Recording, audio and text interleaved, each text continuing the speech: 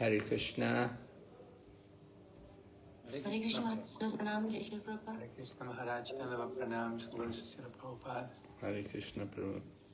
Maharaj, I would like to just thank you so much for giving us your time and your association for the last couple of weeks.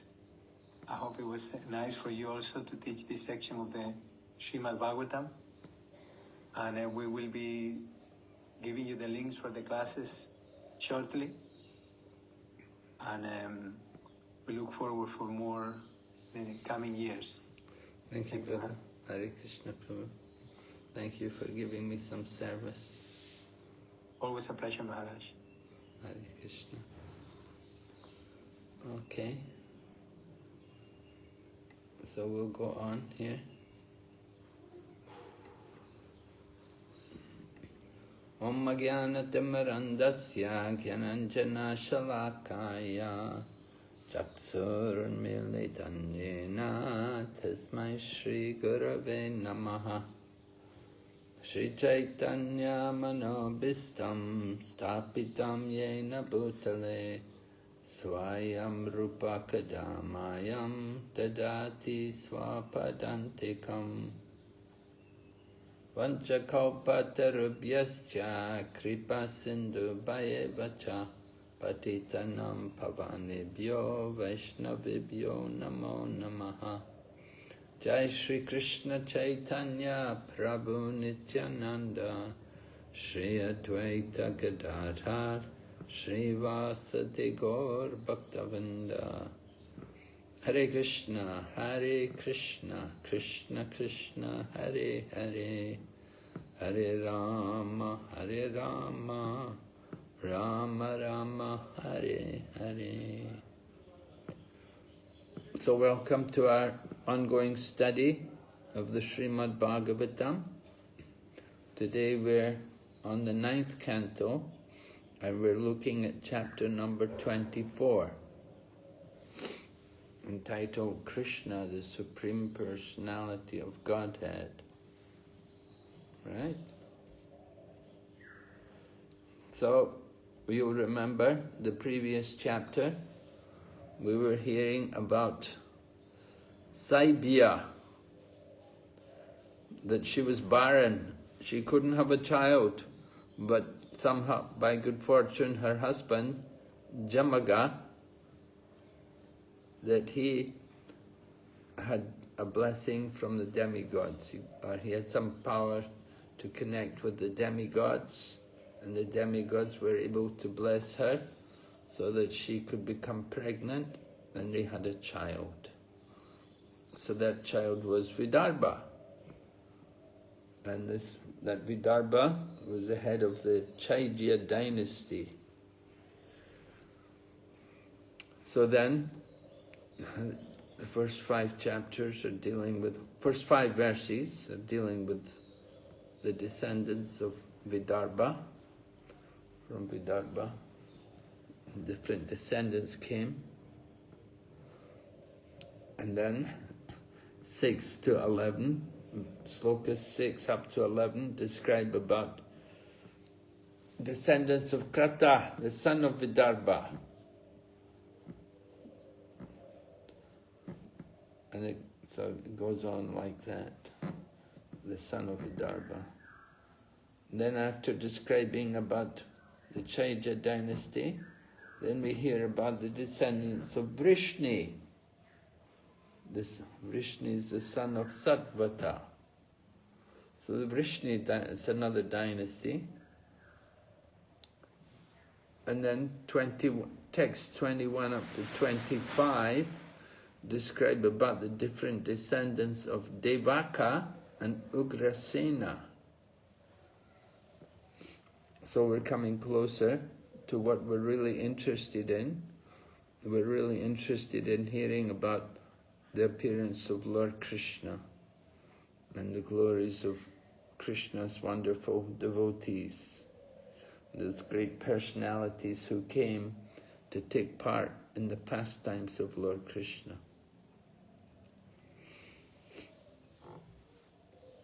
So a lot of different names are mentioned, different descendants of these great personalities. We come up to 25, text 25 up to 36, describing about the dynasty of Chitraratha. And then we hear about the glories of Vasudeva. So Vasudeva. And what's the wonderful thing about Vasudeva? Well, he's got his other name is mentioned in the text, right? What's the other name for Vasudeva? All right, it is Anakadundu. Yes, Anakadumbabi. What does that mean, Anakadumbabi? Anybody know? The Devatas beat the drums called the Anaka when Yeah. he was born. Right, yes. At the time of the birth of Vasudeva, all the demigods were beating the drums, right? And they were heralding all this. A great personality is taking birth. Vasudeva. And so all the demigods were beating the drums, kettle drums and like that. So he's also known as Anaka Dumbabi. That was the name. We had one pujari here in Mayapur for a long time. His name was Anaka Dumbabi Das. He was serving the deities very nicely for a while. Anyway, Vasudeva, that's introduction to him, and we don't hear much about him, just the fact that when he was born, the demigods were all beating the drums, were heralding his birth. And then they tell about the story of Kunti. So, of course, Kunti has another name also. What was Kunti's name originally? Prata. Prita, yes, right. So how did she get the name Kunti?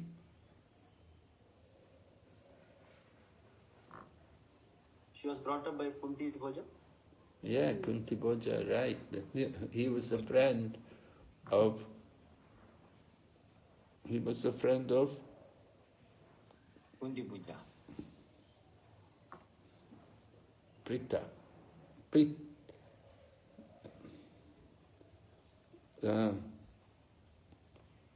Who was it? Kunti, Prita's... what was the name of that king? Who didn't have any children? Kunti Bhoja didn't have any children, was it? Surasena?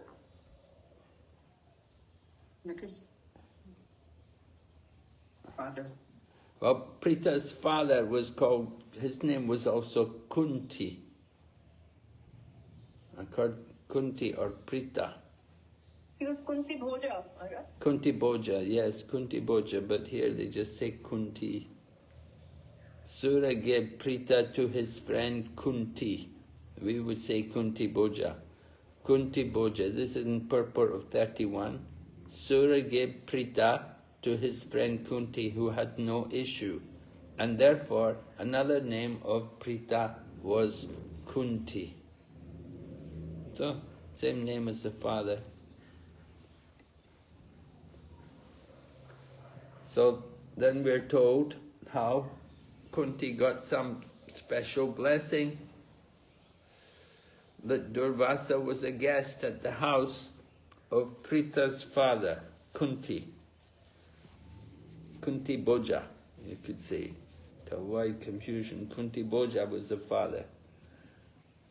And Durvasa was the guest, and Prita satisfied Durvasa by rendering service.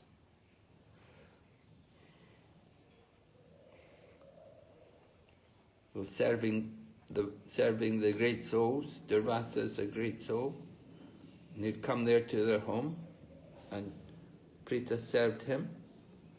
So he was so pleased with her that she received a mystic power by which she could call any demigod. to examine the potency of this mystic power, the pious Kunti immediately called for the sun god. So,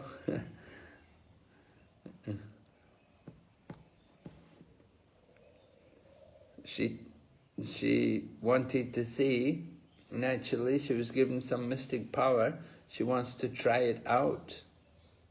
So that's a not unreasonable thing, and thinking like that. You're given some mystic power, some special potency. You want to try it, you want to experiment with it. Let me see how it works. So Kunti called for the sun god. And as soon as Kunti called for the sun god, he immediately appeared before her. And she was very much surprised. And she told the sun god, I was simply examining the effectiveness of this mystic power. I am sorry I have called you unnecessarily. Please return and excuse me. So it was a humble submission from Kunti. The sun god came before her and she is respectful and she apologizes to the sun god for troubling him unnecessarily. However, the sun god responds to Prita, "Oh, beautiful Prita, your meeting with the demigods cannot be fruitless. Therefore, let me place my seed in your womb so that you may bear a son. I shall arrange to keep your virginity intact since you are still an unmarried girl." Well,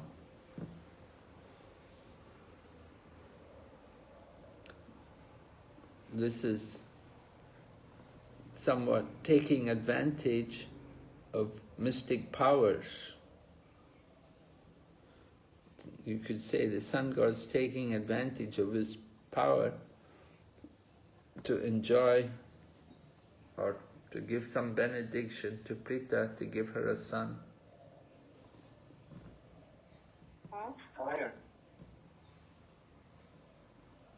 So what can we learn from this incident described here?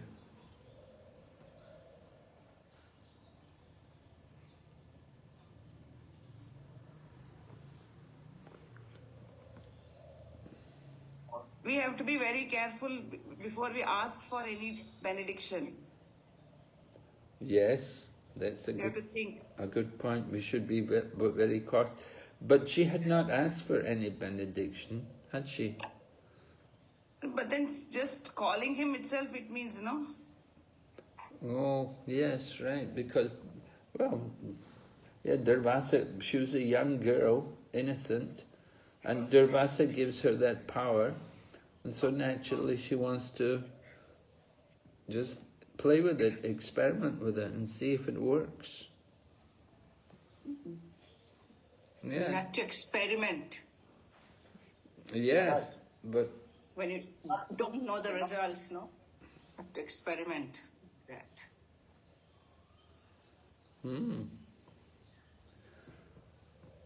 Have faith in the words of the sages, I mean elders or the seniors, because if they said this will happen, so because that is our parampara also, right? We listen to our seniors, and that is what we learn in the Bhagavatam also. If they have said it, means it is true.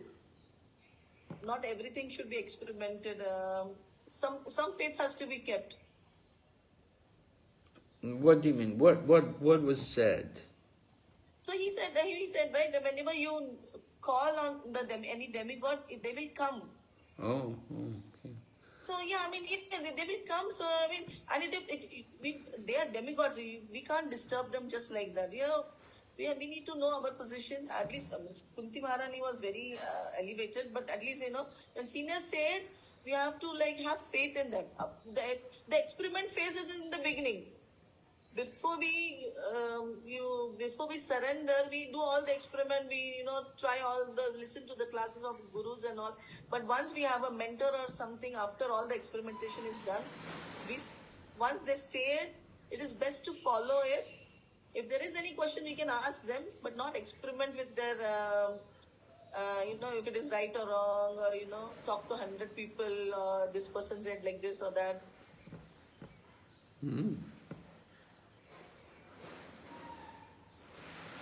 Further, one more point, Maharaj, that whatever the benedictions given by the demigods, even though it gives some temporary reliefs, but later on, in the long run, it's a misery, creates a misery for that.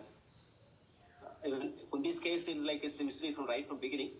But even if you ask for some other material benefits, it entangles you in the material world, and it doesn't allow us to reach to our correct, real goal of life. Yes, it can certainly be a disturbance in the path of self-realization. But for a young person, Preeta is a young girl, not yet married, she's not really thinking much about self-realization at that point in her life. Hare Krishna Maharaj. Yes, Ananda Dulal Prabhu. Maharaj, yeah, like Kunti, for my idea, like Kunti received the benediction from sage. He want to test it. That means he don't have faith in their benedictions. He want to test it to prove. Like us, example, we have to take anybody, any spiritual master, or any guru give any instruction. We have a faith and fully to develop that. We cannot test it and this. We are thinking that boon, anything they are giving instruction is like ordinary things. We cannot think that. We have to serious. Anybody give us like say Guru Maharaj giving boon. He tests it. That means you don't have a faith. That's why you want to test correct or not in the boon. They don't have a faith. Like he teaching us to be faith in our parampara in ISKCON. Anybody give anything like senior, we have to with the faith and accept it. Hare Krishna Maharaj. Okay, good point. Yes, we should have faith in the words of the spiritual authorities. Durvasa gave her a power. He gave her that benediction that she could call any demigod. So, she could have had faith. I don't know if it's fair to say she didn't have faith, but anyway, she wanted to experiment. She just wanted to try it out. That he's told me that I can call any demigod, so let me see if it works. Of course, it's going to work. Well, she had faith, but she wants to see what's going to happen when the demigod comes. So that's what she did. She called the demigod, and of course the result is that the demigod, Surya, he wants to give her a child. Although she's not yet married. Even if she was married, it would be a bigger problem to give her a child. Not married is certainly a problem. Prabhupada says a girl should never bear a child before her marriage. And here we have Kunti, that she's going to give birth to a child by the power of the sun god. Hare Krishna Maharaj. Yes, Prabhu. Maharaj, I have a question. This question many people have asked me. So, sorry for asking this. Maharaj, when Suradev appeared, when he placed the seed in the womb of Kunti, did he has a physical relation with the Kunti where he placed the seed, or he placed the seed by some mystic power without physical connection with Kunti? He does it by mystic power, without any connection. Okay. He places the seed. It said mentions about the ear, is it? The child was born through the ear. A child that came from her ear. Yeah. So the vitality won't be disturbed.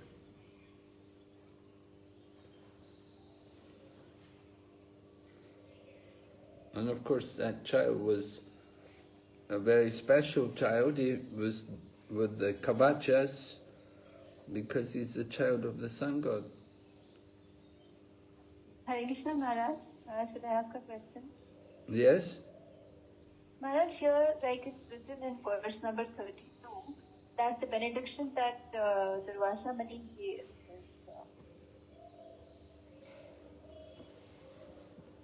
I'm sorry, Maharaji, not clear. Maharaj, in verse number 30, like the benediction that Durvasa Muni gave to Kunti Maharani was that she could call any demigod. So by calling any demigod, it is nowhere written that the demigod will give a child to Kunti Maharani. But we see that like 5 children were born, and every time she called a demigod, the demigod gave a child to her. So it could have been any other benediction also. Yes, it could have been another benediction also. But somehow she just wanted child. She wanted children because her husband couldn't give her children. Maharaj, now that the sun god has appeared, she is not even married. But the sun god has given a child only to her when she is unmarried also. Yes. So?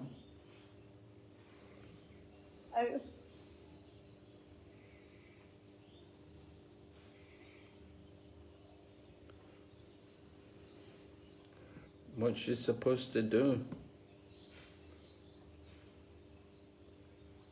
And Prabhupada said Prithu hesitated because she was still unmarried. But the sun god arranged that the child would come from her ear.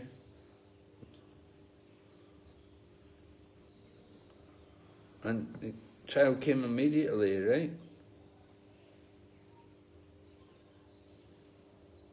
Yes, Maharaj. So Maharaj, this was not a benediction, I feel. This was more of a curse for her. She had to give away the child as soon as she was born. And when she was unmarried, he knew that this would cause a problem for her. What was the reason for giving this benediction, this sort of a benediction? Could have been something else also, some power or something. I was just wondering, Maharaj. Yes, yeah, I agree. It's not really a benediction, is it? It's a curse, you could say. You know. But of course, when it's a very great sun, when the sun is very great, very powerful, it's a benediction. To have such a great sun. Maharaj, but he was the cause of all misery later on, and there was such a lot of enmity between the kids because of this child. So, even though, yes, he was a great warrior. Well, there were reasons for that, right? This is all part of the drama, the Leela. This is all going on Kurukshetra, on the battlefield, and before the Leela, Kunti was keeping it very quiet.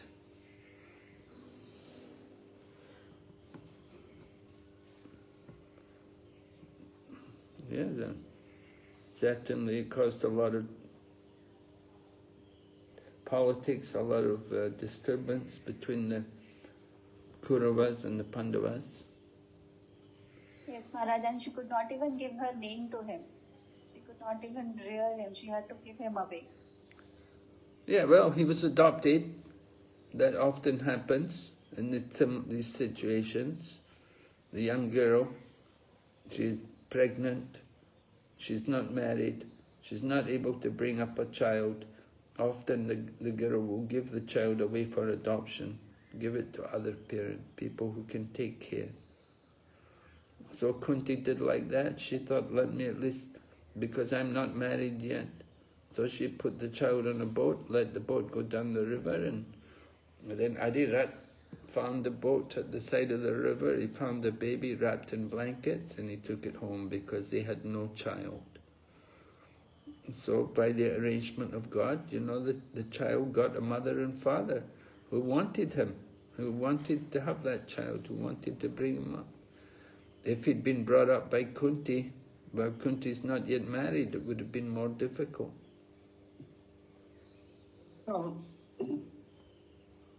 Maharaj, the question what like Pandav Sakhimaji is mentioning, the mantra was specified by Durvasa as this mantra, you can call a demigod and you can beget a child. It's not like the mantra was very generic, it was very specific in nature.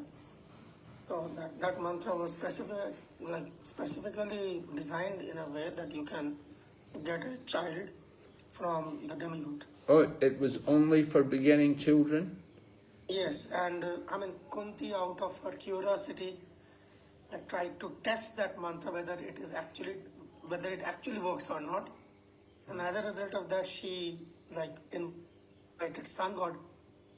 So it's the curiosity that killed the cat. Curiosity killed the cat. Yeah. Okay, so Prabhu says it was a mantra specially meant for begetting children. Okay. Anyway. Hare Krishna Maharaj. Yes? This was a boon because he got the 3 sons, Yudhishthira, Bhima and Arjuna by this mantra. And Pandu was not able to give her sons. And that was Durvasa Muni, maybe he knew the future she will be meeting with. So it was a...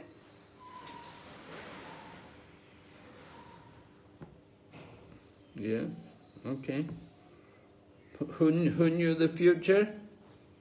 Durvasa Muni. Durvasa knew the future? I don't know about that. Are you sure Durvasa knew the future? Because he knew that she will need that mantra in the future. Well,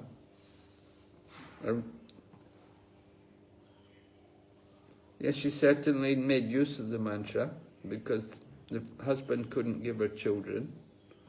So she made use of the mantra to have children. Whether or not Durvasa was aware that this was going to happen, I don't know. Maybe. Maybe some Paramatma instigated him. Yes. Or something. Okay. That we can also depend. Anyway, the sun god, it says, discharged his semen into the womb of Prita. So, it seems like he had union with Kunti in the normal way, it seems. And then he returned to the celestial kingdom. Immediately thereafter, from Kunti, a child was born who was like a second sun god. So, she has this beautiful child, and she's not going to keep it because she is afraid of people's criticisms. So with great difficulty, she had to give up her affection for the child. And she packed the child in a blanket and let it float down the river. And then Sukadeva Goswami tells Maharaj Parikshit, your great-grandfather, the pious and chivalrous King Pandu, later married Kunti. So, Kunti gets a husband, Pandu. But she's also got a co-wife. She's not the only wife of Pandu, right? Pandu had 2 wives. Madri was also there. So, Pandu. Once more, Maharaj. She got Nakula and Sahadeva also like that. No, Nakula and Sahadev, they're born by Madri, right? They were conceived. But Kunti prayed for them. Kunti gave the mantra. Kunti gave the mantra to Madri, and Madri took advantage. Kunti thought she would only call one, but Madri was clever. She called 2 at the same time. So the Ashwini Kumars came, and that's how Nakula and Sahadev were born. So Kunti was a little surprised that, I gave her the mantra. I didn't think she'd do like that. And she used it to get 2 children. So Nakula and Sahadev were born. So they're the youngest of the Pandavas.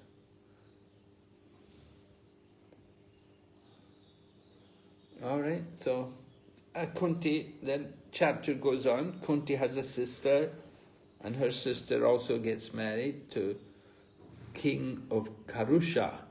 And from her womb, Dantavakra was born. So, my goodness, what a family, eh? Kunti's sister, she gives birth to Dantavakra. And of course, Dantavakra is one of the doorkeepers from Vaikuntha. And he'd already been born as the son of Diti, named Hiranyaksha. So as Hiranyaksha, he'd been killed by Lord Varaha, and then he took his next birth, maybe it was Kumbhakarna or Ravan, and he was killed by Lord Ramachandra. Now he's come in Krishna Lila. And he's born from the womb of Kunti's sister, Shrutadeva. So Jai and Vijay came, Dantavakra, and who was the other person? Shishupala. Shishupala, yes, right.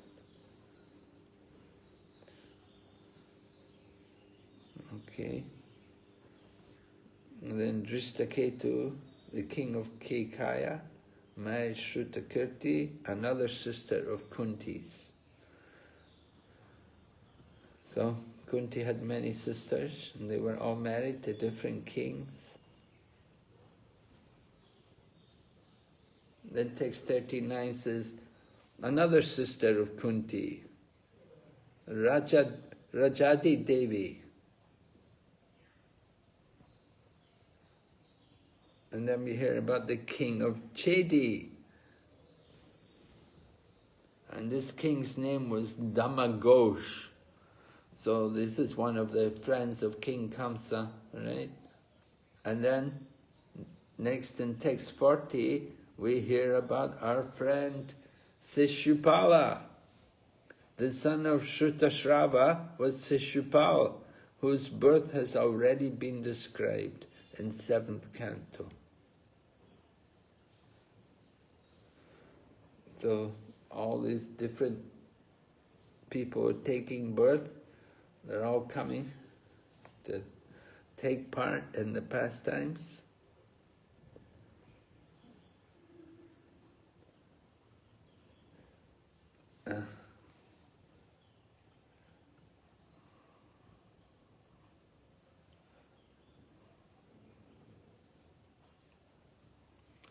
Many different kings are described, different descendants.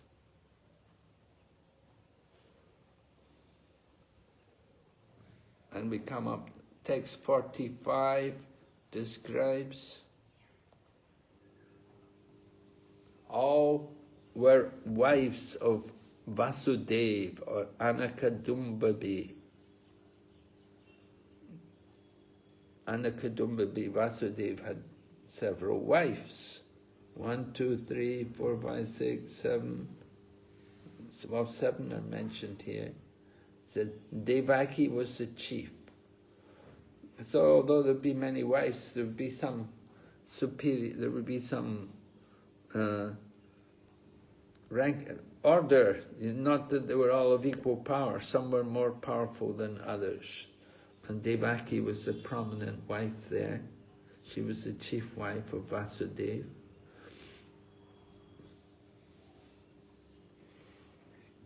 Hare Krishna Maharaj.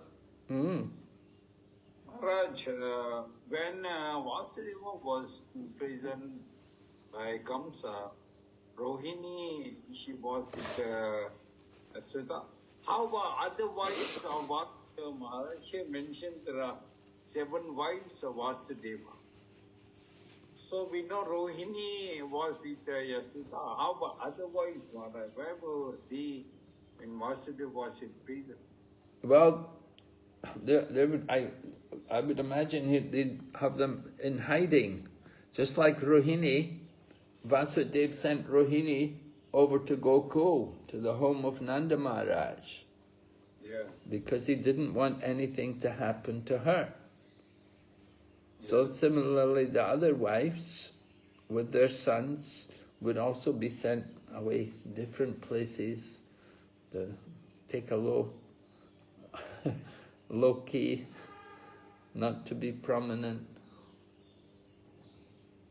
Their names were not mentioned in Krishna Leela and Ten Canto Maharaj. Only Rohini Asita were mentioned. His name were not mentioned at all. Rohini? I mean, in Ten Canto, during Krishna's Leela, only Asita and Rohini were mentioned. Yeah, the other way. Otherwise, Vasudeva were not mentioned, Maharaj. Yes, well, they're not so prominent, right? We heard Devaki was the chief wife. Yeah. And Rohini's mentioned because she was the Lord was transferred to the womb. Lord Balaram was transferred to her womb. Yeah.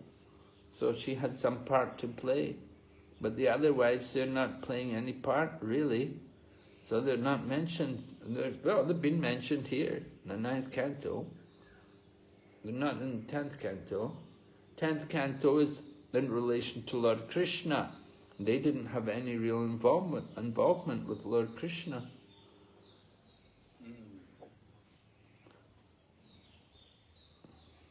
But there's the names of their sons are mentioned, and sometimes Lord Krishna is also mentioned, like Gada Britta is mentioned, the brother of Gada.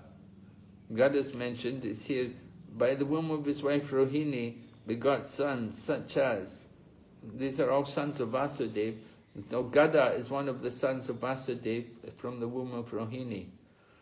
So Lord Krishna is called in that way Gadabrata, that he's the brother of Gada. So some of the sons are mentioned.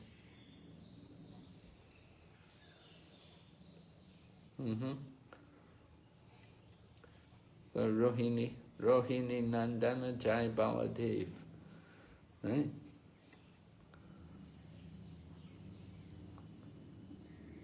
Rohini's important later on. She will go to Dwarka. When Vasudeva is released from the prison, when Kamsa is killed by Krishna, and Vasudeva and Devaki are released from the prison, then when they're transferred to Dwarka, then that time Rohini also goes to Dwarka with them. And Rohini was asked to describe about the pastimes of Vrindavan, because Rohini had been in Vrindavan. So she had seen all the pastimes of Lord Krishna in Vrindavan. So when Lord Krishna was in Dwarka, the people in Dwarka, like Vasudeva and Devaki, they had been in prison the whole time. They were in Kamsa's jail in Mathura. They never had the opportunity to go to Vrindavan and to see all the devotees in Vrindavan. But Mother Rohini, she'd been living there in Vrindavan. So they asked Rohini that you tell us about Lord Krishna's pastimes in Vrindavan. Because she'd actually witnessed all the Leelas, and she knew all the devotees there in Vrindavan. So she could tell the people in Dwarka about the glories of Vrindavan and the wonderful devotees there. And that was how the Lord manifested his form as Jagannath. Because Rohini was speaking, and Rohini had warned them, said, be careful, don't let Lord Krishna hear me speaking, because if he hears me speaking about Vrindavan, it will be very painful for him. It will cause him so much, it will just arouse his memories, and it will be unbearably painful for him to remember everything about Vrindavan and his pastimes there with the devotees. So they said, don't worry, we will guard the door, we won't let Lord Krishna come in. So anyway, maybe it was Lord Balaram was guarding the door, and he was guarding, and Subhadra also came, and she was also there at the back. And they were both standing there, and they were listening to Rohini speak about Vrindavan. And while they were standing there, they were mesmerized, hearing about the pastimes of Vrindavan. And they didn't notice Lord Krishna come in. And Lord Krishna stood there with them. And the three of them all heard about Vrindavan.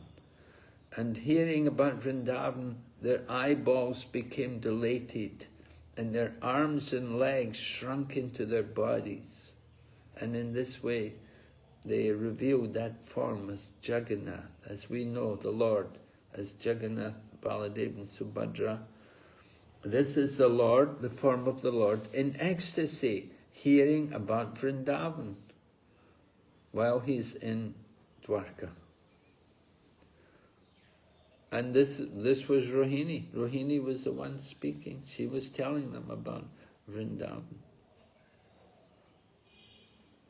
So she must have been a very great devotee, that just by hearing her describe, by hearing Rohini describe the glories of Vrindavan and the people and the devotees in Vrindavan, the Lord became so ecstatic that his hands and legs shrank into his body and his eyeballs dilated.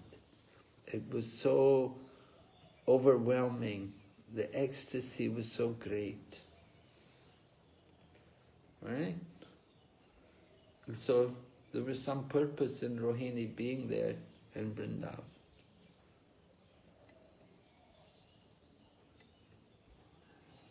Okay.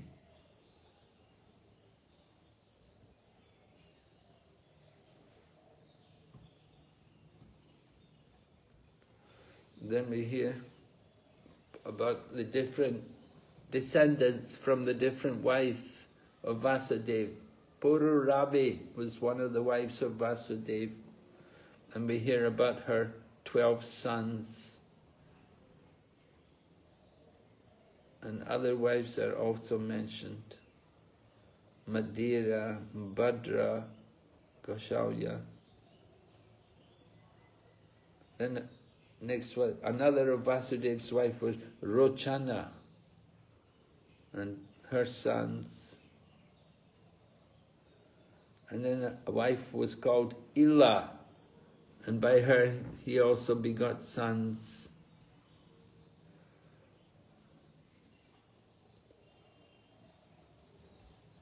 And some of the sons headed by Uruvalka, all of whom were chief personalities in the dynasty of Yadu. So, here you can see the different wives are mentioned, and the different children which they had. There's some mentioned.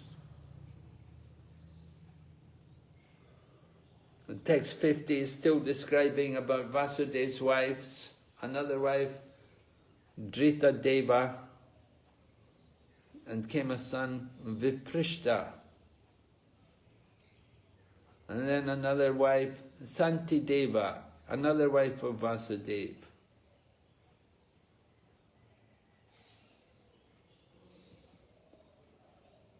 Another wife is mentioned in 51, Upadeva, who had 10 sons.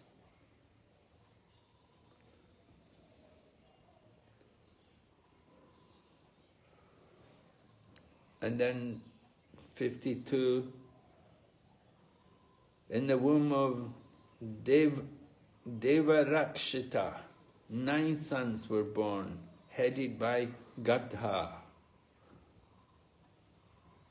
Vasudeva, who was religion personified, also had a wife named Sahadeva, by whose womb he begot 8 sons, headed by Shruta and Pravara. It's almost like Vasudeva is a Prajapati. He's having so many sons. And he is religion personified. So, of course, somebody may say, oh, he had so many wives, he had so many children. They may take it the wrong way. How can we explain?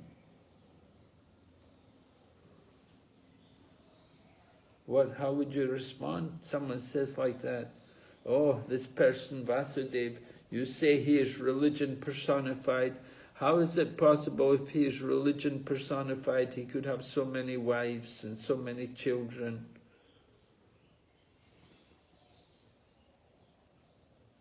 Krishna Maharaj, Vasudeva is a king. The king can have it, many wives. It's Satriya. Okay. He's a Kshatriya.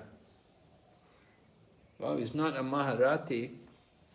He's just a politician.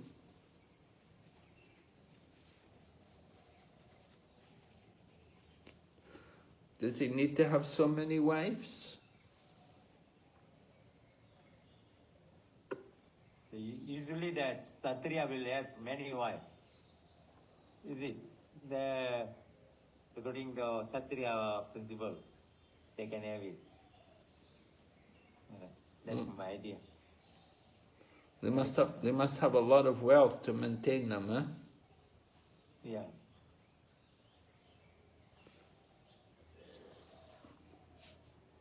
Then what about all the sons?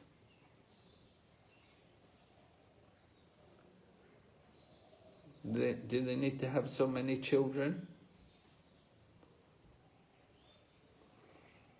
Can he take care? Can one king take care of so many children, so many wives and so many children?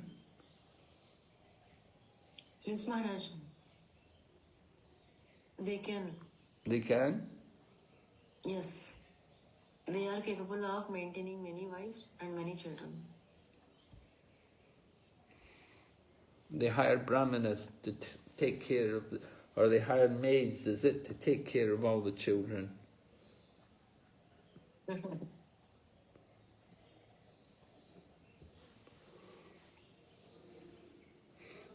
What about the quality of the children?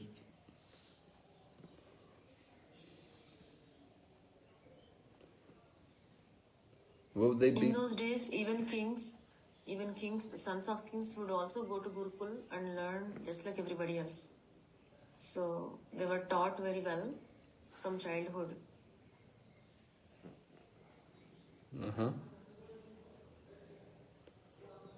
Yes, it's important that we have quality children. If you have good quality children, then it's good for the planet. If the children are Varna Samskar, then it becomes a problem for the planet. But where the children are begot according to religious principles, then there's no problem. And as we hear, Vasudeva is religion personified, so the children who he conceives will be according to religious principles. In the Bhagavad Gita, Krishna says, Dharma Varuda Bhuteshu Kamosmi Bharatashala. That I am that sex life which is not contrary to religious principles. So because he was religion personified, then he would strictly follow the religious principles. So he would beget quality children. You know, less educated, impious people, they may also have children, but their children are more on the level of the animals because they're not cultured and they don't follow religious principles. Even though the children may look nicely, but in terms of character it will be a problem if people don't follow the religious principles. Right? Hare Krishna Maharaj. Yes? This Nanda Upanandas are sons of Pauravi. Pauravi is sister of Devaki and wife of Anakadundavi. And this Nanda Upananda, the same Nanda, that he brought up Krishna, Nanda, Upananda. They are sons of Vasudev.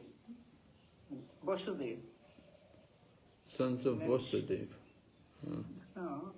The same Nanda Upananda that was Yes. in Gokul.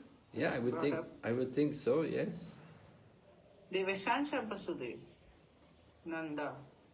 I thought they were brothers of Vasudev. That is, I have some doubt.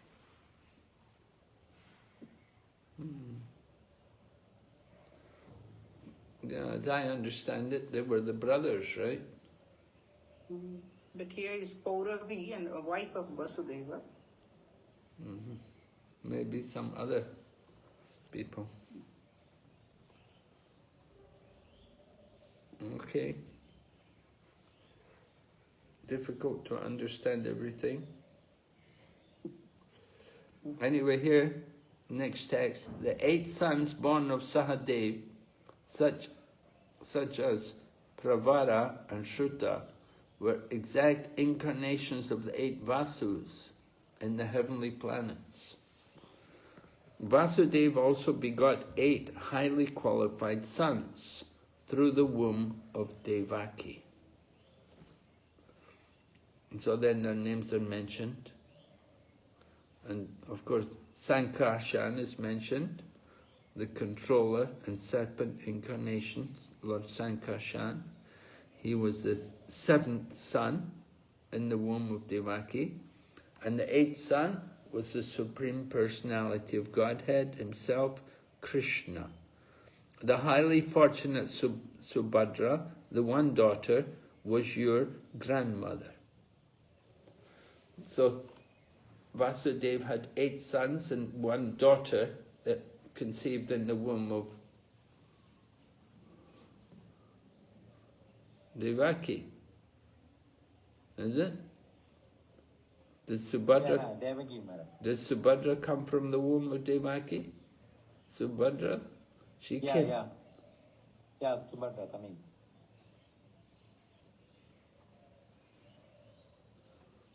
I thought Subhadra came from Yashoda. No. One time I asked Banu Maharaj to tell this, Devaki. Banu is police. Holiness Banu Maharaj will give class telling Devaki's daughter is Subhadra. Devaki's daughter. That's Subhadra not in Vrindavan. He is only in Dwaraka. Yeah, Maharaj. Devaki's daughter is Subhadra. Devaki's daughter was Subhadra. And she was conceived in Dwarka. Born in Dwarka. Yeah, Maharaj. Not in Vrindavan. Yeah. Of course. Yeah, conceived in Mathura. No. She was born in Mathura. I went to Vrindavan, they said place of birth is one place. I went to in Gokul, they say this is a birthplace of Subhadra. They said, I confused this.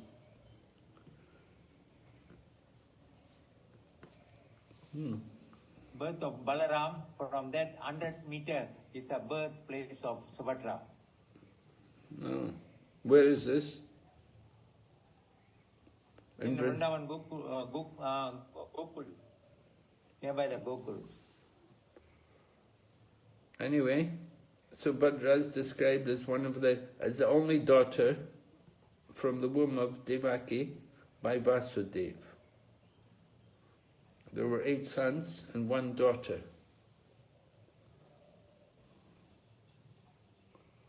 Of course, Subhadra became the wife of Arjuna, and they had the child Abhimanyu, and then Abhimanyu was married to Uttara, and in the womb of Uttara was Maharaj Parikshit. So Sukadeva Goswami is saying, your grandmother, Subhadra.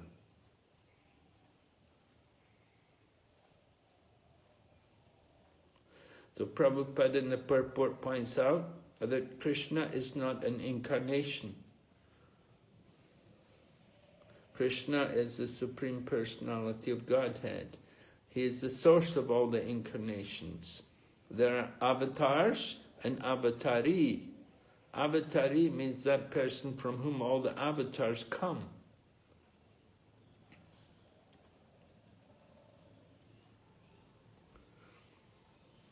But then Prabhupada continues and said there's no difference between the Supreme Personality of Godhead and his incarnation.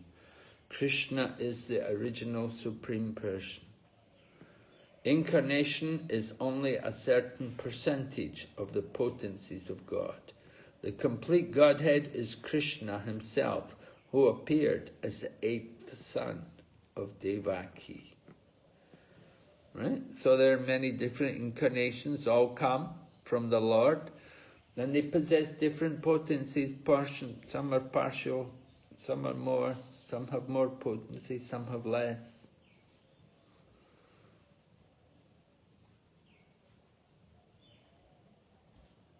So we want to understand the reason for the Lord's coming. What was the cause of the Lord coming? It's described in text 56.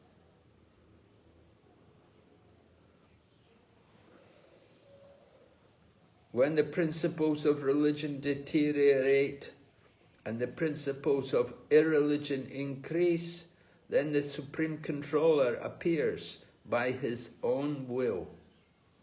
So by his own will, Lord Krishna appears. But he has a mission, and of course that mission is well known, described there from the 4th chapter of Bhagavad Gita also. To kill the demons and to annihilate the demons and to give pleasure to his devotees.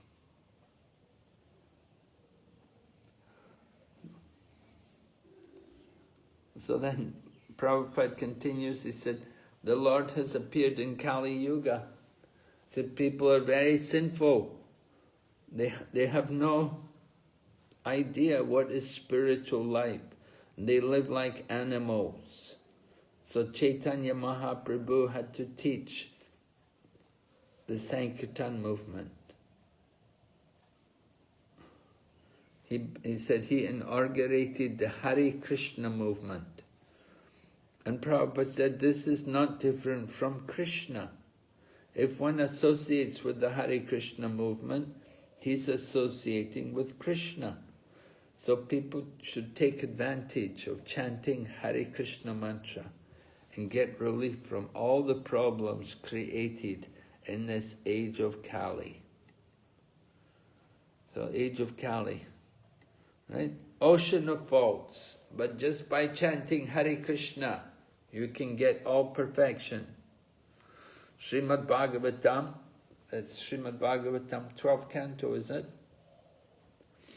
Kalir dosha niti rajan, asti eko mahadgana, kirtana deva krishnasya mukta sangha param prajit. The age of Kali is an ocean of faults, but there's one good thing. Just by chanting Hare Krishna, by doing kirtan, you can get all success. Alright, and then the next text describes the difference between the Lord and the living entities. Right? Who can tell us what is the difference? How does Prabhupada describe it? Well, first of all, he said the Lord's personal desire. He said there's no cause for his appearance. It's the Lord's own personal desire.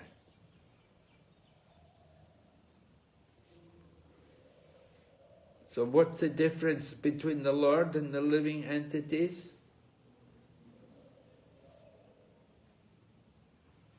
Hare Krishna Maharaj. Yes? We come, our reason for coming is karmena daiva netrena. And Lord's coming is atma mayam. Yes? Yes, can you put it in your own words? And it is, we come because we are forced or we are not under our control. it is our coming and going, it is by someone, some superior power is involved. And but the Lord, He comes out of His personal desire, where our personal desire doesn't matter much. Yes. Good. Yes. Some other reasons? And some devotees can pray for him. Like Advaita Acharya was praying. What was Advaita Acharya praying? He wanted to deliver people like this in Kali. He was not happy with the situation. He wanted Chaitanya Mahaprabhu to descend. He couldn't deliver them himself, although he was Mahavishnu. But he couldn't deliver the... And then Brahma also prayed, no? With all the demigods when approached Brahma.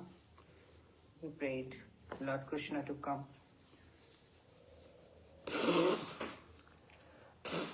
Well, that's a different thing, isn't it? Advaita Acharya, you were talking about Advaita Acharya, now you're talking about Lord Brahma. See, I'm talking that when someone prays, Lord comes. His personal desires also can be influenced by prayers.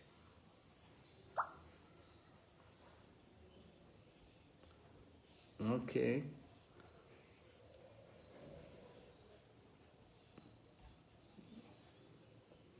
So, what about the difference between the Lord and the living entities? Living entities come Okay, in let's hear from somebody else. Yeah, Maharaj, if I could just add on. The jivas do not have a choice in terms of what kind of body they can come in. But they can choose as to in what form, in what, like an animal or a person or a combination of both. He can choose what he wants to come in. His objective is two-pronged.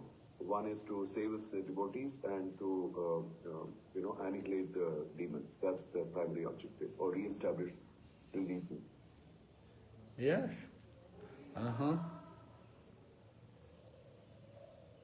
Another point, Maharaj, we can say that the jiva is under the control of the material energy, but the Lordship is not under the control of anybody. He is Virat. Yes.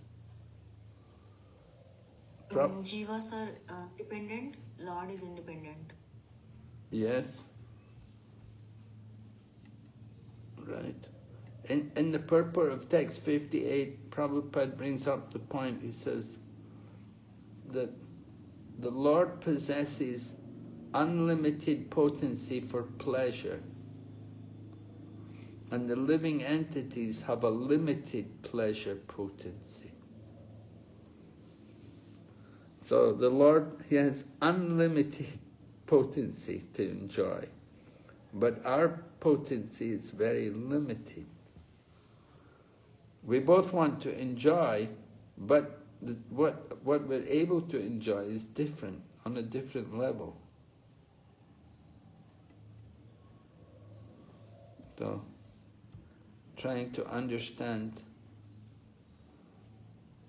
the difference between the Lord and the living entities. We both want enjoyment.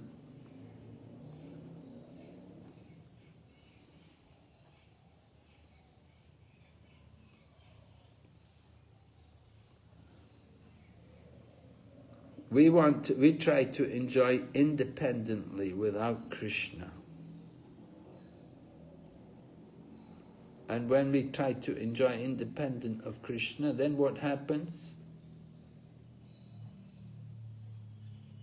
That's when we are in this material world. Yes, right. We come to the material world. We're put into the material world. And usually when we come into this material world, we may be put into the world, first of all, as Lord Brahma. And then gradually become degraded, going into lower and lower species of life. So this is the situation. We struggle to try to enjoy. It's not wrong to want to enjoy, because that's the nature of the living entity. the nature of the soul. We want to enjoy.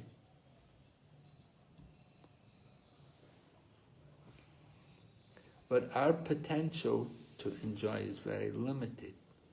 But the Lord has unlimited potential.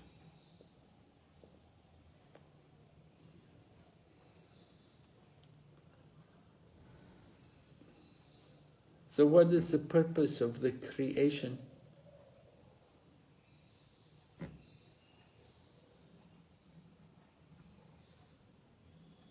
The Lord created this world for our enjoyment, but it's also created so that we can learn that this enjoyment is temporary and we have to go back to Godhead for permanent enjoyment. So.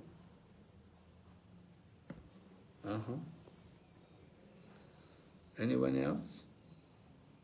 Yeah, in the 10th canto, 85th chapter, it is said that there are two reasons for this creation. One is for us to complete our desires. Second is for the Lord's will. So both are the reasons for the creation. For the Lord's will. Yeah.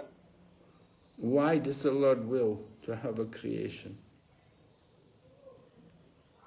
Out of compassion, it's written in the prophet. Out of compassion, Krishna creates this material world to give the living entity a chance to understand his real position.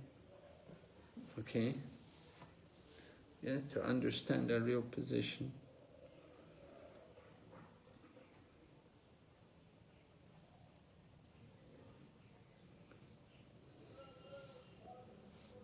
Okay. All right, let's take a break for 10 minutes. Come back and we'll just finish this off. Hare Krishna.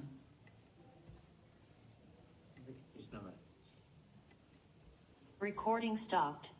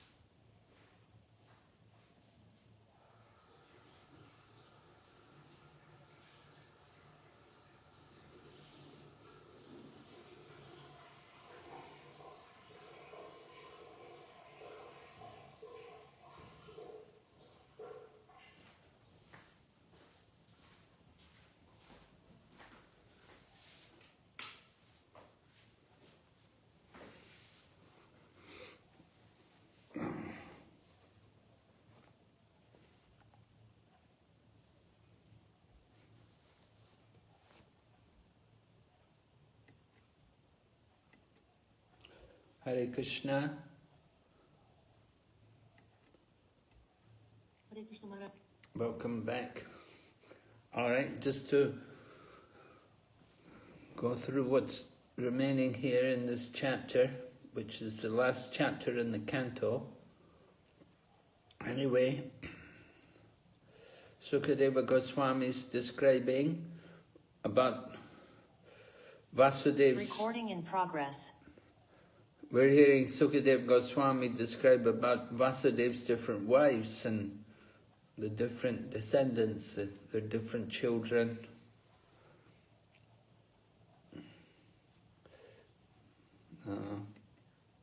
We hear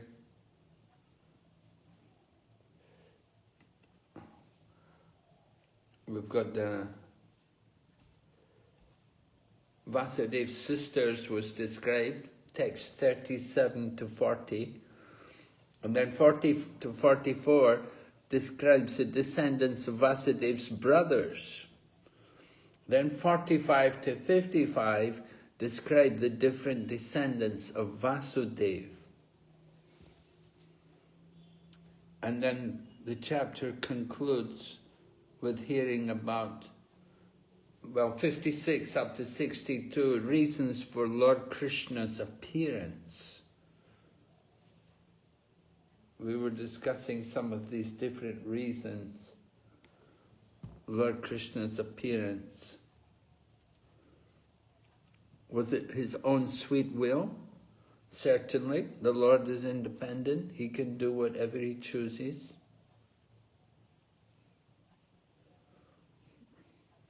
Sukadeva Goswami describes also about decline in religious principles and a rise of irreligious principles.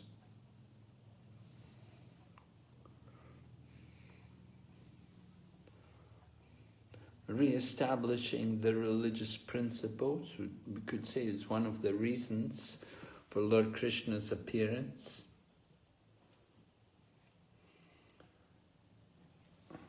You'll remember in the teachings of Queen Kunti, prayers of Queen Kunti, she also gives different reasons she suggests different reasons why the Lord appeared. Do you remember? In the first canto? What were some of the reasons why Lord Krishna appeared?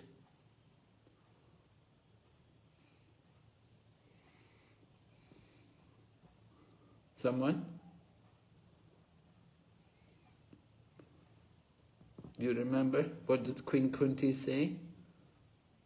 Well, this is a very long list, but yeah, but at the end of the day, it was, I remember, like, they were actually relating back to these two basic principles of, like, to give happiness to the devotees and to punish the demons or respond to the prayers of the devotees. Almost all those reasons were actually boiling down to the same principle of, like, paritrana, sadhana, vinasha, yudhashpeta. But yes, long list. In text number 20, she says that the Lord descends to propagate the transcendental science of devotional service. Okay, to propagate the transcendental science of devotional service, yes. And some say also, Queen Kunti says, some say that you came in answer to the prayers offered by Mother Bhumi, who was overburdened by the demonic kings on her planet, that she had gone to Lord Brahma for help, and Lord Brahma was requesting the Lord to come to take away that burden of the demonic kings on the planet.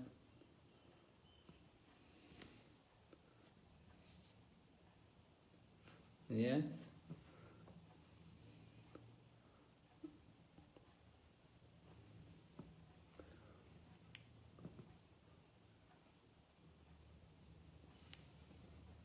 So Lord Krishna certainly comes by his own sweet will. He also comes in response to the prayers of his devotees. that when the devotees call out to him and pray to him, just like you were saying about Advaita Acharya, his loud calling brought Lord Chaitanya to appear in the world. By his loud calling to the Lord to come and deliver the people. So the Lord does reciprocate with his devotees, with the requests of his devotees.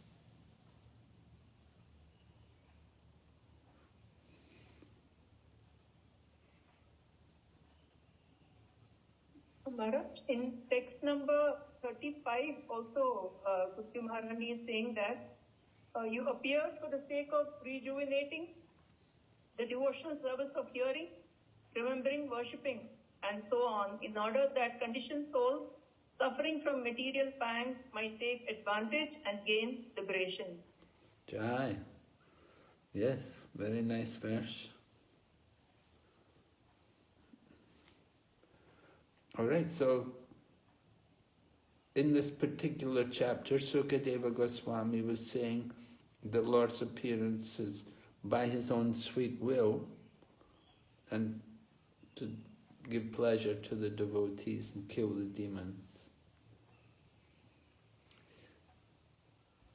So then we hear about Lord Krishna's appearance, and Prabhupada talks about the creation of the material world. Of course, how the atheists view creation and how we view creation is a very different thing.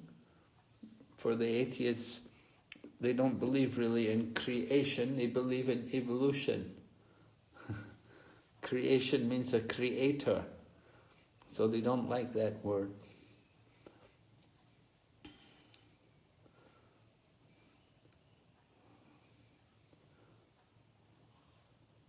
Okay, so Srila Prabhupada talks about Sankirtan.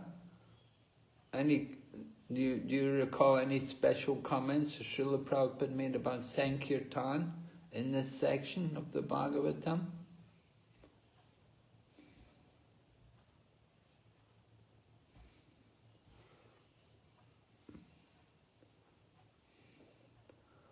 Prabhupada said, we read, and this was in text number 56, where they were talking about religious principles, and Prabhupada talks about Lord Chaitanya, how he inaugurated the Hare Krishna movement, and it's not different from Krishna. And if we associate with the movement, you're directly associating with Krishna. And he said everyone should take advantage of the Hare Krishna, chanting the Hare Krishna mantra. And that way you'll get relief from all the problems created in this age of Kali. So that's one quote about Sankirtan. You can get relief from all the problems in the age of Kali just by chanting Hare Krishna. In 5th canto also, Srila Prabhupada says, quotes one verse, and if we simply try to engage in the congregational chanting of the glories of Lord Anantadeva, dirty things in our hearts, accumulated during many births, will immediately be washed away. Therefore, a Vaishnava never loses an opportunity to glorify Anantadeva. Never loses an opportunity to glorify Anantadeva. Anantadeva. Oh, from the 5th canto you're reading. Mm-hmm. Okay. All right. And so we spoke about the difference between the Lord and the living entities. How the Lord is independent. He can choose where he takes his birth. But we don't. We're forced. We're given a particular body. Not according to our choice, but according to our karma, you could say, our punishment. Because we have desires, because we have material desires. And to satisfy these material desires, we've been given a material body. And so this body is given to us by the Lord. And we cannot refuse it. You cannot say, oh no, I don't want this, I don't. We're put into the body. And you can see sometimes the living entities, they're put into the bodies of the different animals. Just like Bharat Maharaj was put into the body of a deer. We see different living entities, they're put into bodies. Of course they didn't have the samskars, they didn't do the karma like what Jad Bharat did. They didn't do all the tapasyas and the austerity, but they're put into animal bodies and they really regret it, they really suffer. So, this is the responsibility of the human life, that in the human body we have to take full advantage to become self-realized, to get out of this material situation. So Prabhupada talks about the word Maya, that it can be used in two ways. That it's used for the non-devotee, for the false pride, but it's also used for the sense of compassionate. An ordinary living being, we're punished in the material world. But when Krishna comes into the world, Mama Maya, Krishna says, Devi, no, what is the verse? Sambhavami Atma Mayaya. Sambhavami Atma Mayaya. That Krishna, so that Maya refers to Krishna's compassion, his mercy upon the devotees, upon the fallen souls. So Krishna can deliver everyone, whether we're sinful or pious. We can all be delivered by the grace of Krishna.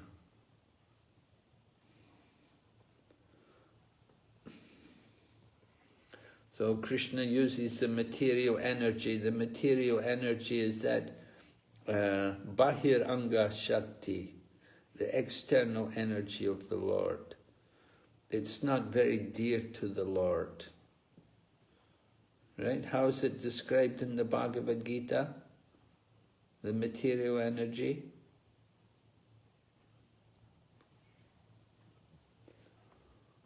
How does Krishna describe them? Huh?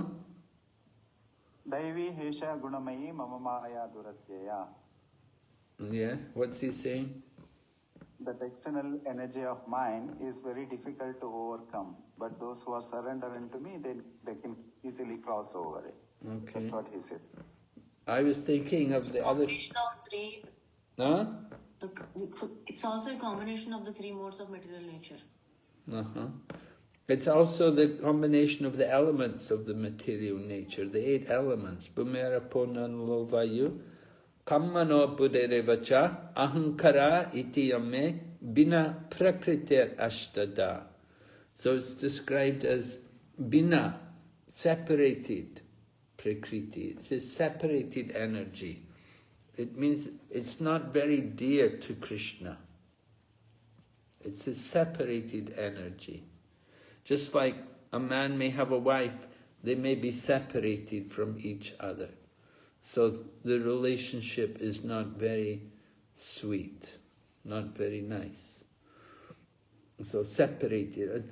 Another example Prabhupada gives, he said, just like the milk from the cow is the separated energy of the cow. And he says also, when they were recording his voice onto the recording machine, tape recorder, he said, this is my separated energy. The speaking energy is being recorded. So the same way, this material energy is Krishna's separated energy. It's his inferior energy. Right? There's different prakritis. There's superior prakriti and inferior prakriti. And so this material energy is his inferior prakriti. But the Lord arranges for this world, for the purpose of this world is to deliver the living entity. By the Lord's compassion, He arranges this world that the living entities can use it to get out of this materialistic life and to go back home, back to Godhead. So, we're not meant for suffering. We're not meant to be in this material world. And Bhagavad Gita describes how we are struggling very hard. Right? We're the separated energy. And then next verse, Lord Krishna describes about the living entities. Who knows the next verse in the Bhagavad Gita after Bhumirapona Lovayu? Then what does Lord Krishna say about the living entities? It is aparayam vitasunyam. So he says that the spiritual energy uses all these resources. Yeah, pariyamatastvanyam prakritim vidime param. Jiva bhutam eyadam dharyate jagat. Jiva bhutam mahabaho yayidam daryate jagat. Right? Besides this, there's another energy of mind, which are all living entities. Right? And they're struggling very hard with the material nature. And here also, Prabhupada quotes again from 15th chapter about the living entities. Mami vamsa jiva loke jiva bhuta sanatana manashastani indriyani then prakriti stani kashati. Again, we're struggling with the prakriti, kashati, struggling with the prakriti, with the material nature. Due to conditioned life, we're struggling very hard with the six senses. Why are we struggling? Because yeyidam daryate jagat. We're trying to exploit the material energy. We're thinking the material energy is just for us to enjoy independently of Krishna. That is the problem, that we're trying to enjoy, but it's actually meant for Krishna's enjoyment. We're meant for service, and the Lord is meant for enjoying. So we want to be peaceful, we have to recognize our position.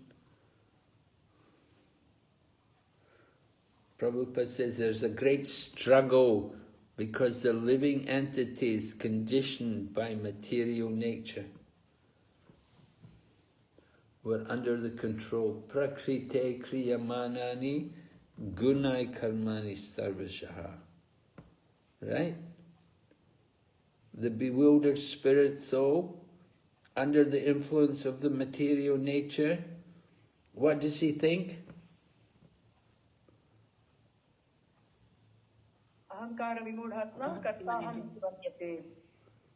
Meaning, the living entity thinks that he is the doer, even though it's Prakriti which is doing everything. Right, thinks himself to be the doer of activities which are actually carried out by material nature. So the living entity thinks he's enjoying in the material world, but we're actually under the control of the material nature. We're trying to enjoy, but we're controlled. So this is a struggle in this material world. So it's out of the Lord's compassion that He appears in this world and He instructs us. The Lord comes into this world and He instructs us, like He speaks the Bhagavad Gita and tells us we should surrender. But instead of surrendering, we're struggling, trying to fight.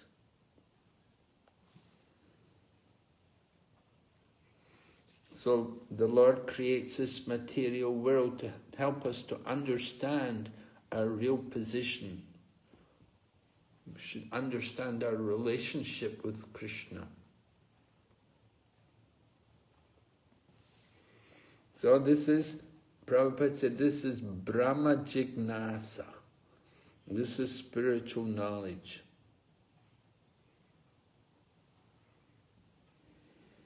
So this is the purpose of the creation.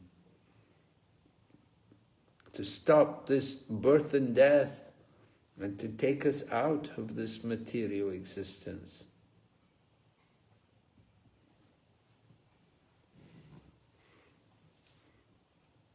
But people are so blind, they're so materialistic, that they don't believe in God. They're atheists. And they say there's no God, there's nobody in control. It's just meant for sex. It has no other purpose than lust. So they think like that. Some of these big scientists are very lusty people and very sinful.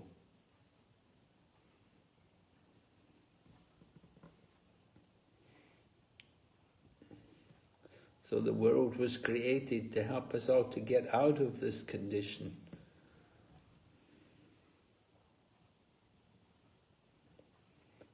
To stop the birth and death. And in order to get out, we have to understand Krishna and our relationship with Krishna. Then we can go back home, back to Godhead.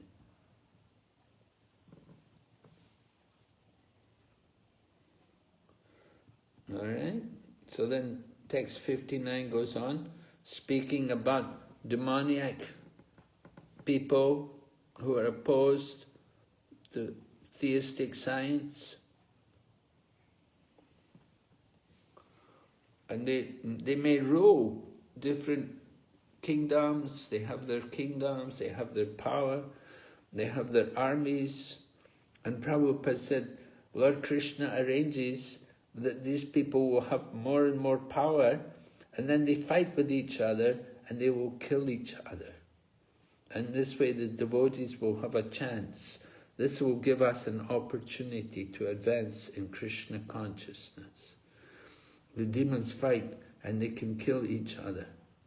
The demons have increased their armies and go and fight with each other, kill each other, and then the devotees then can come along and practice Krishna consciousness. After all the battling's over, then the devotees they have a better opportunity to practice Krishna consciousness.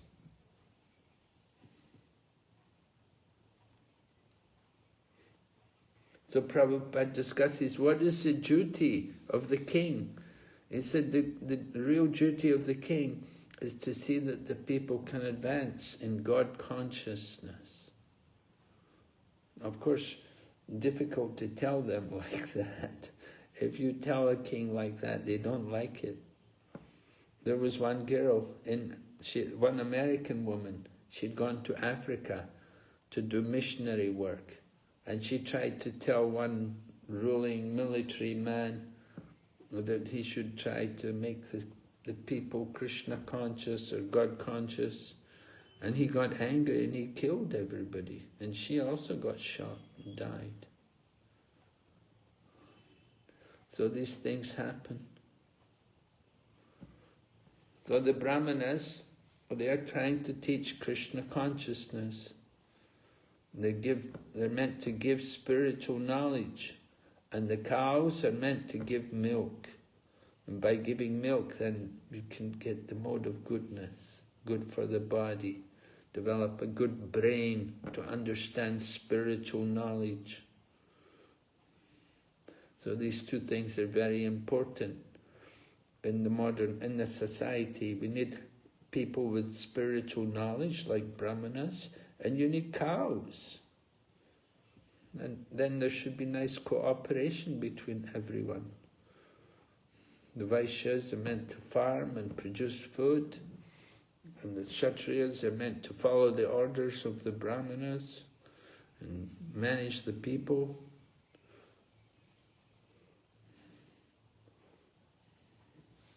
And everyone is meant to understand the position of Lord Krishna and his different activities. This is the purpose of creation. Then everyone will be satisfied. Everyone will be taken care of. But we have so many factories, people have to go and work day and night like animals. That is not really civilization. To work. Prabhupada said factory is just another name for hell. We're meant to understand the importance of spiritual knowledge. We're not meant for just simply hard work, ugra karma, horrible work meant to destroy the world.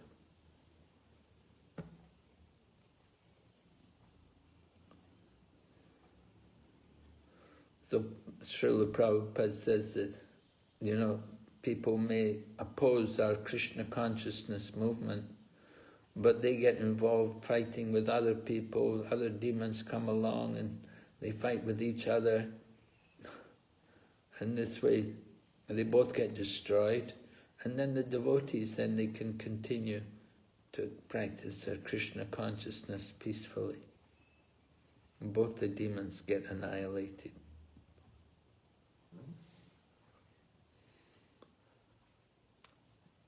So then, text 60 describes about Lord Balaram or Sankarshan, because he's also the seventh child in the womb of Devaki. Right? Devaki was the seventh time Devaki and Vasudeva were in the prison house of Kamsa, and it was there that Devaki had a supposedly miscarriage, but it was actually Yogamaya who transferred Sankarshan from the womb of Devaki to the womb of Rohini. And so Lord Balaram, who is Sankarshan, he takes his birth in Gokul, because Rohini was staying there in the home of Nanda Maharaj and Mother Yashoda. And Lord Krishna, immediately after his birth, he also came there. So Lord Krishna and Lord Balaram could be together in Gokul, and they could enjoy the beauty of life in the village of Vrindavan.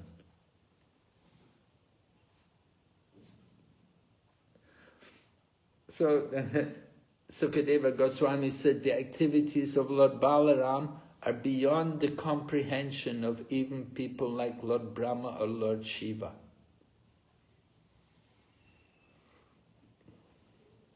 Right? What were some of the wonderful activities Lord Balaram did, which are beyond the mental comprehension of people like Lord Brahma and Lord Shiva? Do you remember any of the activities of pastimes of Lord Balarama? Balaji pulled Yamuna, Hastinapur and towards Yamuna. Yeah, why he was going to do that? Because I believe that time when Samba kidnapped his daughter, he didn't agree with the marriage. And Samba kidnapped whose daughter? Duryodhana's daughter. Yeah. And then, he didn't agree. He thinking that, we are superior kings and all, and these are just, boys from village. So he felt the status was not right, and so they were not ready. They had actually held captive Samba captive. And Balaram came to fight with them. They were not releasing Samba. So Balaram got very upset and he said, I'm going to pull Hastinapur into the Yamuna and throw it into the Yamuna. But then, seeing that Balaram's anger and powers, they brought Samba also and his Lakshmana, Duryodhana's daughter, and gave to Balaram, you're your son and nephew, and yes. His yes. would-be wife. Very good. Yes, that was one pastime. Yes. There was another time also, Lord Balaram was using his plough to do something. Yes, Maharaj, when he wanted to split Yamuna into small streams, because she refused to come when he called her, where he was relaxing along with his gopis. Yeah, he was intoxicated by drinking Varuni. Lord Balaram, he's very fond of Varuni nectar, honey. It's a honey nectar drink. So Lord Balaram had been drinking Varuni a lot, At that time he ordered the Yamuna to come. Okay, yeah, those are two main pastimes of Lord Balaram. Of course, Lord Balaram also killed different demons. He helped Lord Krishna. Did Lord Balaram take part in Kurukshetra war? No, Maharaj. No, Maharaj. What did he do? He went on a pilgrimage. Yes. Where did he go? Sorry?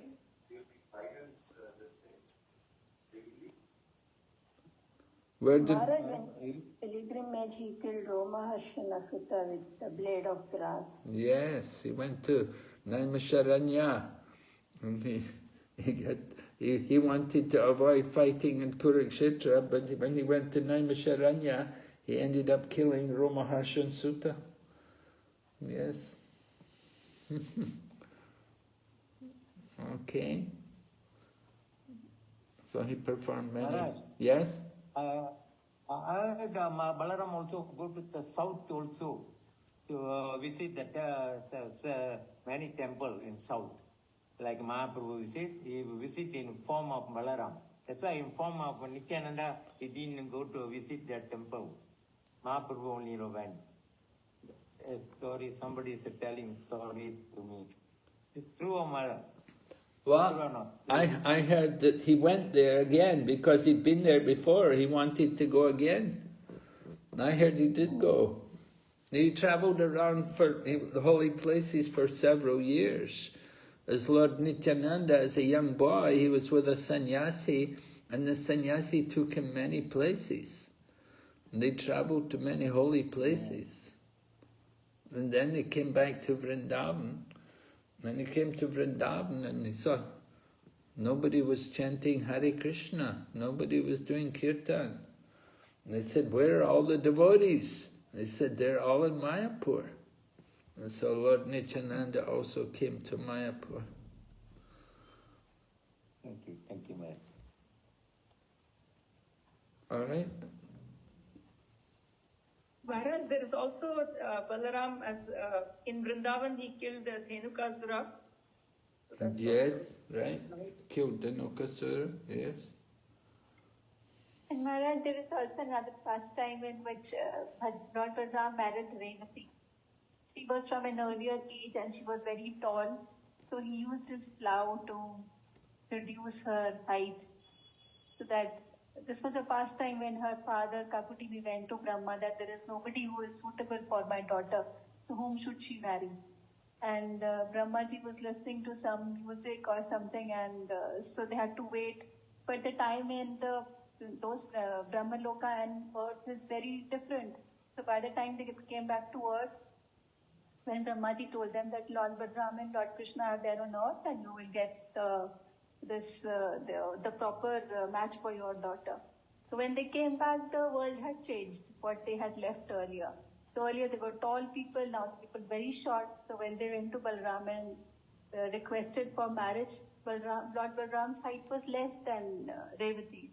So then he used his plow to reduce the height of Revati, and then they married. And he just had one wife in that pastime.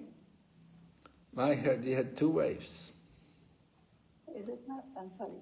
Because the two wives came as the daughters of Suryadas Pandit, became wives of Lord Nityananda. When Lord Nityananda married, he accepted the two sisters. Yes, Maharaj.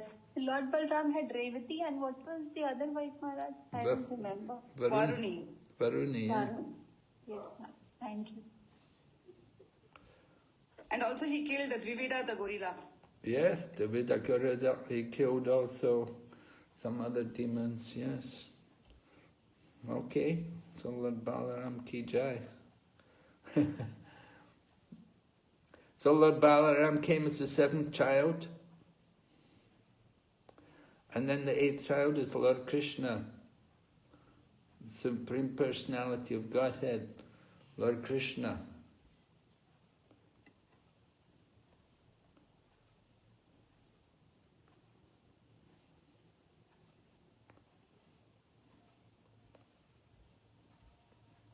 And anyone killed by Krishna is liberated.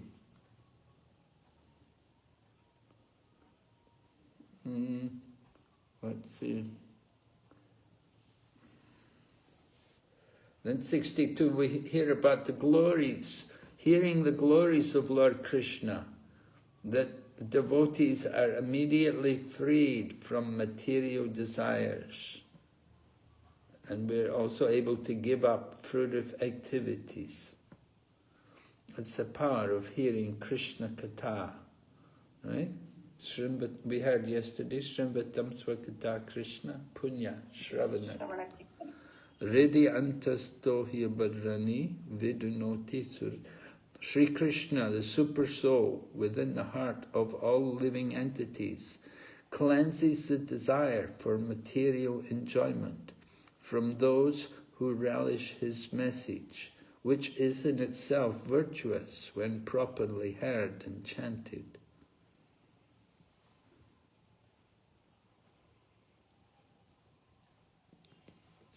So Lord Krishna, topics of Lord Krishna, hearing about Krishna, very important. This is the business of the devotees, to relish the topics of Krishna.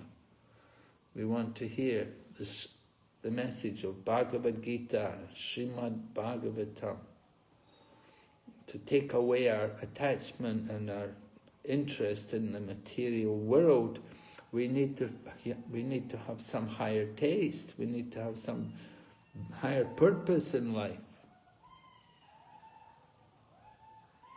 So the hearing about topics of Krishna, very important for us.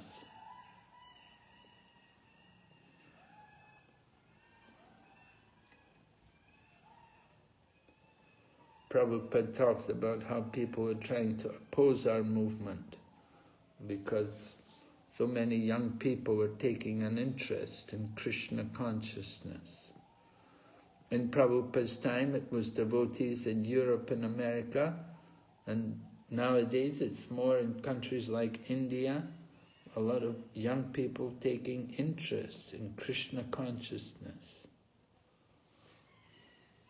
And materialistic people oppose them, but they cannot understand the power of this message of Krishna consciousness. That once someone comes to Krishna consciousness, they can never forget that the nectar, the taste of service to Krishna.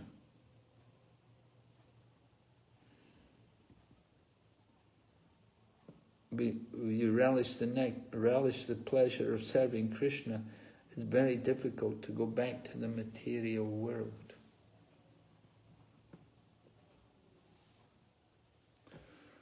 So Lord Krishna's top pastimes, they're performed, his different activities were all done for the pleasure of his devotees. And the devotees like to recount all of Krishna's different activities. We like to remember all of the different qualities of Lord Krishna.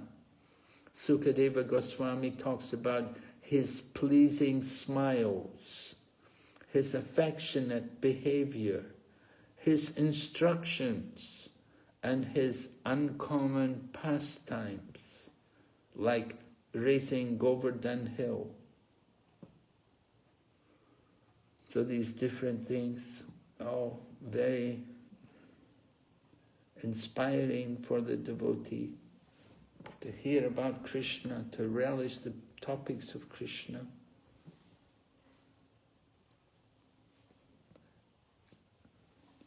But still you get people who claim God is impersonal, God has no form. They cannot understand the beauty of the form of Krishna. They want to focus on some impersonal light.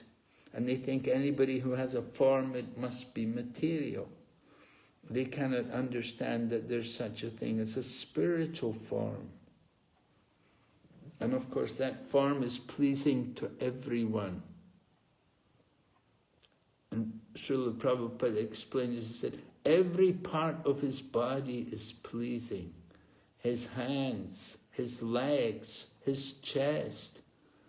We cannot stop seeing the beautiful form of the Lord.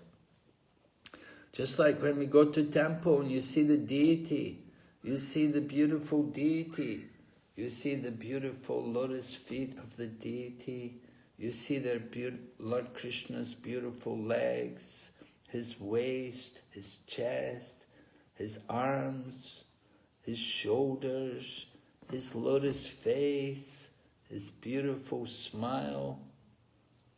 Everything about Krishna is so attractive. Just like you can see, so many people come to the temple in the morning just to see the beautiful deity, to see the smiling face of Krishna.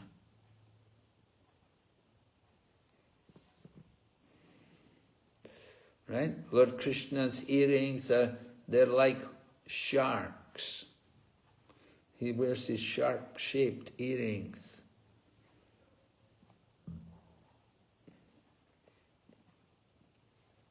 And he has, of course, lotus eyes. His ears are beautiful. His cheeks are brilliant. And his smile is attractive to everyone. So, seeing Krishna is a festival, right? We like festivals. So this is an ongoing festival, an eternal festival to see Lord Krishna. Nitya Utsavam. Nitya Utsava, the festival.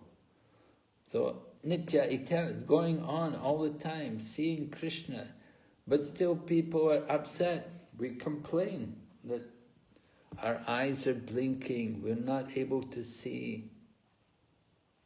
So how can we relish this Nitya Utsava, this daily festival? How can we join this festival? Anybody? Every day by seeing the deity. Go to the temple. See the deity, yeah. That. How are you going to take part in the daily festival? Take part in the arati. Do the arati. Go to arati. Do the dressing. Dance for the deities. Bless the deities. Make a nice garland to offer to the deities. Cook some nice foodstuffs for the deities. Clean the temple for the deities. Polish the artic paraphernalia for the deities. Sing in the kirtan for the deities.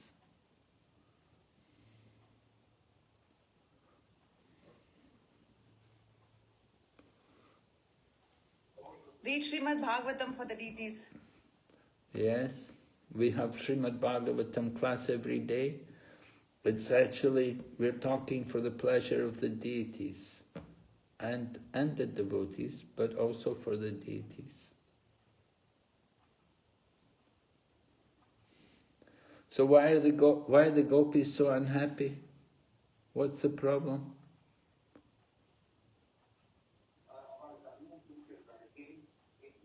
Because Brahma is making them to blink. Yes, and when they blink, it obstructs their vision of Lord Krishna.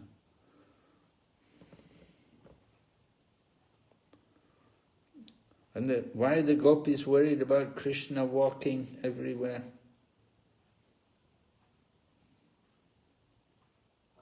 They are worried that his legs will get hurt by walking on the stones and the sand. Because they feel that when he keeps his feet on their breast, they feel their breast is hurting him. So then the stones and the thorns must be hurting him more, huh? Yes. So this way the gopis are crying. They're feeling so much the pain. So the beauty of Krishna is described like this. So This is the prelude to the 10th canto. We're hearing about Krishna's body. Now you're going to look on the face of Lord Krishna. The 10th canto is the face of Krishna. And when we see the face of Krishna, then we'll understand more about the beauty of Krishna.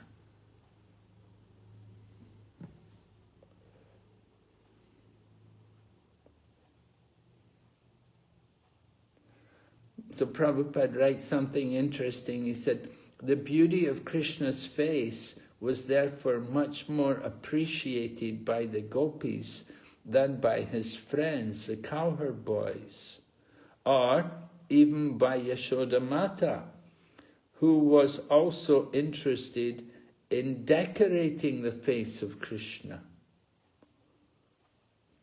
So, who thinks Krishna's beautiful? Who's more attracted by the beauty of Krishna?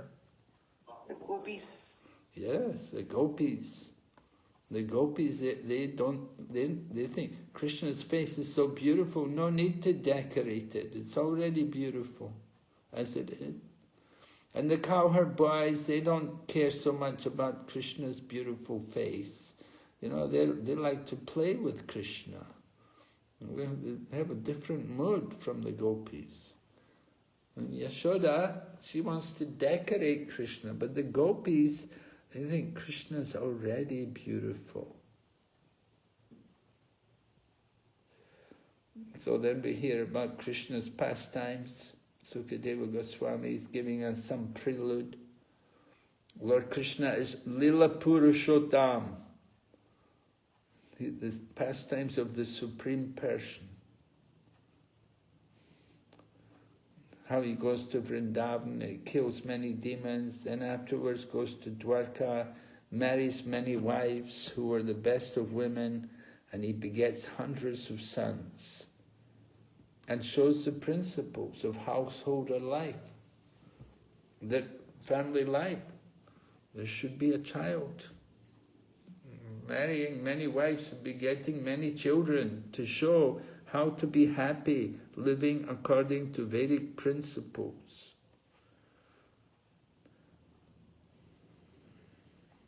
So human society meant to follow Vedic principles.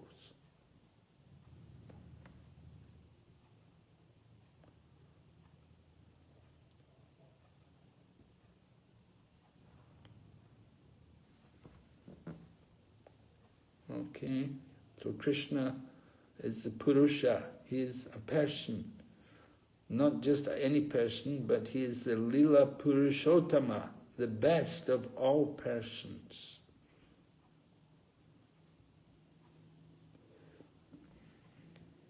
So then the final verse of the chapter, mission of Lord Krishna was performed on the battlefield of Kurukshetra.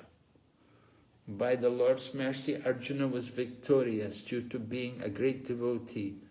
Others were killed simply by the Lord's glance, which cleansed them of all sinful activities and enabled them to attain Swarup.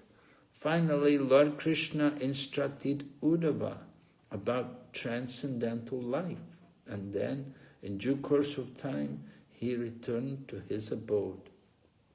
And then Prabhupada said, the Lord's instructions are full of jnana and vairagya, knowledge and renunciation. These two things are very important. How to become detached from the material world and how to have proper knowledge of spiritual life. So we want to cultivate these two things, jnana and vairagya. Vairagya Vidya Nija Bhakti Yoga, Shri Vairagya Vidya Nija Bhakti Yoga, Shikshapta Eka Purusha Purana, Shri Krishna Chaitanya Sharira Dari, Kripambudir Yastvam Maham Prapadye. Sarvabhauma Bhattacharya glorified these two things, said Lord Chaitanya came to teach us this transcendental knowledge with detachment from the material world, along with devotional service. He said these things had been almost lost in the course of time, but Lord Chaitanya came to revive them, and we offer our obeisances to his lotus feet. And so that's a famous verse composed by Sarvabhauma Bhattacharya, glorifying the mission of Lord Chaitanya Mahaprabhu. So Lord Krishna comes to this world and he performs his mission, Paritranaya Sadhunam, Vinaschaya Chaduskritam, and then he goes back home, back to Goloka, Vrindavan. So this is the end of the 9th canto. Are there any questions, anybody? Anything? We didn't... So Maharaj, I have a question regarding verse number 53 to 55. Yes. In this verse, Maharaj, the translation reads, the 8 sons born of Sahadeva, such as Prabhara and Sruta, were exact incarnation of the 8 vases in the heavenly planet. So here, Sahadeva is another wife of Vasudeva. So their children are the 8 vasus. But we also heard that the 8 vasus came in as a son of Santanu and Gangadev, where Ganga killed them in the water. So here we can understand they came again as a son of Vasudeva and Sahadeva. How we can understand this, Bhakti?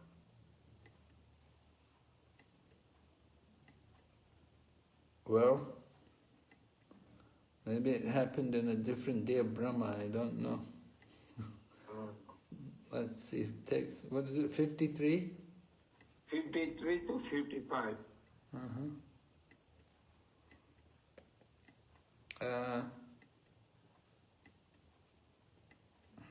There could have been another curse, I don't know. The 8 vasus, 53, yeah, we know the grandfather Bhishma. We heard about Ganga throwing the children. So could be again, they came again as children of Vasudeva and Sahadeva. I mean, or could be another Kalpa. The 8 sons born of Sahadeva were exact incarnations of the 8 vasus in the heavenly planets.